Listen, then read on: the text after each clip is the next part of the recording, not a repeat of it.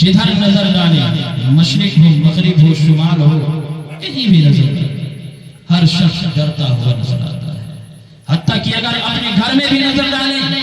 تو دیکھا جاتا ہے کہ چھوٹا بھائی بڑے بھائی سے ڈرتا ہوا نظر آتا ہے، بچے اپنے والدین سے ڈرتے ہوئے نظر آتے ہیں۔ لیکن اللہ کی ایک مخلوق ہے کہ جو کسی سے نہیں ڈرتی، اگر ڈرتی ہے تو صرف اور صرف اللہ رب العزت کے ذات اقدس سے ڈرتی ہے۔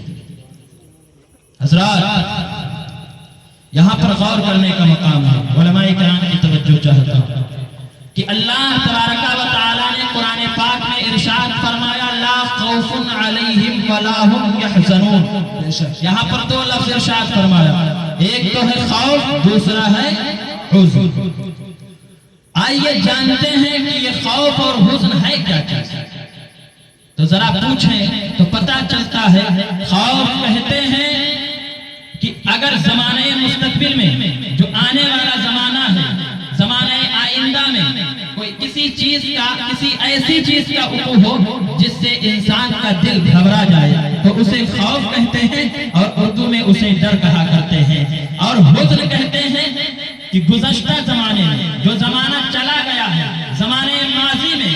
انسان کے دل کو رنج و الم پہنچے تو اسے حزن کہا کرتے ہیں، اور اردو میں اسے غم کہا کرتے ہیں۔ لیکن قرآن نے اعلان کیا ہے کہ اس روئے زمین پر، اس آسمان کے نیچے رب کی مخلوقات میں ایک مخلوق ایسی بھی ہے جو ان تمام چیزوں کسی چیز کی خوف نہیں کھاتی ہے، نہ زمانے مستقبل میں آنے والے کسی حادثے سے خوف کھاتی ہے، نہ زمانے گزشتہ میں ہونے والے حادثات کی کسی چیز کا غم رکھتی ہے۔ ہاں وہ جماعت اولیاء ہے۔ اللہ نے قرآن پاک میں ارشاد فرمایا الا ان اولیاء اللہ لا خوف علیہم ولا هم یحزنون، یعنی اللہ کے ولیوں کو نہ کوئی خوف ہے اور نہ ہی کوئی غم۔ ماشاءاللہ، اور کیوں نہ ہو جب بندہ اللہ تبارک و تعالی کا خوف اپنے دل میں بٹھا لیتا ہے، جب رب کی خشیت کسی بندے کے دل میں بیٹھ جاتی ہے، جاگزی ہو جاتی ہے، تو پھر اس بندے کو رب کے علاوہ کوئی نظر نہیں آتا، اس لیے کہ وہ احکم الحاکمین ہے۔ اور ہاں جب کسی بندے کے دل میں اللہ کا خوف بیٹھ جاتا ہے تو پھر وہ سارے جہان کے غموں اور خوف سے بالکل بیزار ہو جایا کرتا ہے۔ کیا ہی خوب نقشہ کھینچا ہے، یاد جو آتی ہے، یاد جو آئی تو آتی رہی، اور ہر نقش ما سوا کو مٹا دیا۔ یعنی جب رب کی خشیت دل میں بیٹھ گئی تو دنیا کی تمام مخلوقات کی خشیت کو اپنے دل سے نکال کر بندے نے پھینک دیا، بلکہ پھینکا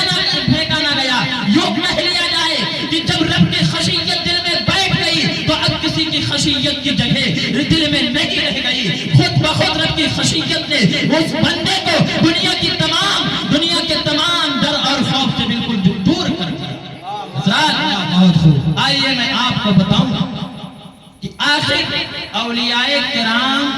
جو اللہ کی ایک مخلوق ہے، ہماری ہی جماعت اشرف المخلوقات انسانوں میں سے انسانوں کی ایک جماعت ہے، آخر انہیں اللہ تبارک و تعالی کے علاوہ کسی اور چیز سے ڈر کیوں نہیں لگتا؟ تو اگر ہم اور آپ غور کریں تو پتہ چلتا ہے کہ ڈرتا وہی شخص ہے جس کے اندر کمزوری ہو، جس کے اندر کمزوری ہو وہی ڈرتا ہے۔ لیکن جب بندہ اللہ تبارک و تعالی کا قرب حاصل کر لیتا ہے تو یہ قرب الہی انسان کو نڈر بنا دیتا ہے۔ اور یہ قرب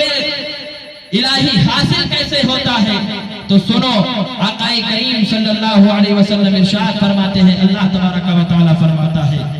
ما یزال عبدی یتقرب الی بالنوافل، یعنی بندہ ہمیشہ وہ نوافل کے ذریعے سے میرا قرب حاصل کرتا رہتا ہے۔ آگے اللہ ارشاد فرماتا ہے جب بندہ میرا قرب حاصل کر لیتا ہے تو میں اسے اپنا محبوب بنا لیتا ہوں، اور جب میں اپنا محبوب بنا لیتا ہوں تو اللہ تبارک و تعالی ارشاد فرماتا ہے اذا احببته فكنت سمعه الذي يسمع به وبصره الذي يبصر به ويده التي يبطش بها ورجله الذي يمشي بها ولئن سألني وإن سألني لأعطينه